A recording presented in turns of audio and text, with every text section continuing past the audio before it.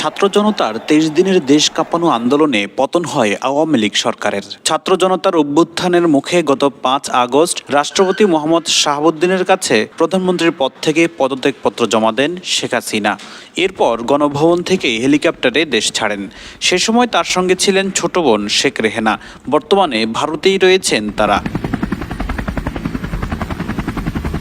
শেখ হাসিনা পালিয়ে গেলেও ভয়াবহ বেকায়দায় পড়েছেন আওয়ামী লীগের এমপি মন্ত্রীরা।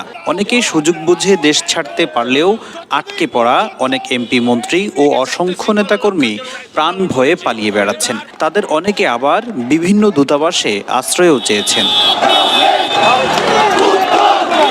ডিএমপি নিউ মার্কেট থানায় দায়ের হওয়া হকার শাহজাহান আলী হত্যা মামলায় মঙ্গলবার গ্রেফতার করা হয় সাবেক প্রধানমন্ত্রী শেখ হাসিনার শিল্প ও বিনিয়োগ উপদেষ্টা সালমান এফ রহমানকে। বুধবার তাকে আদালতে হাজির করে 10 দিনের রিমান্ডে নেয় পুলিশ। তিনি এখন ডিবি হেফাজতে রয়েছেন।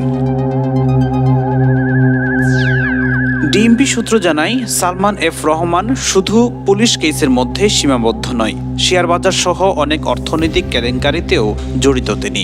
তাই তাকে জিজ্ঞাসাবাদের ক্ষেত্রে হত্যা মামলার পাশাপাশি অর্থনৈতিক বিষয়, বিগত সরকারের অপকর্ম ও দুর্নীতি সহ নানা বিষয়ে জিজ্ঞাসাবাদ করা হচ্ছে।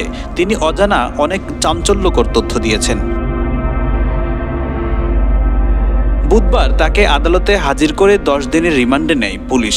সালমান এফ রহমানকে জিজ্ঞাসাবাদ করার সময় ডিবির এক কর্মকর্তা সাবেক আইনমন্ত্রী আনিসুল হক ও সালমান এফ রহমান দুজনের উদ্দেশ্যে বলেন, আপনার অনিয়ম, দুর্নীতি ও লুটপাটের কারণেই দেশের এই অবস্থা। এই সময় তিনি নির্বিকার ছিলেন। গোয়েন্দা পুলিশের একটি সূত্র জানিয়েছে, সালমান এফ রহমান মানসিক ট্রমার মধ্যে রয়েছেন। তিনি বিশ্বাসই করতে চাচ্ছেন না যে এত তাড়াতাড়ি আওয়ামী লীগ সরকারের পতন হবে। ফখরুল ইসলাম, যুগান্তর, ঢাকা।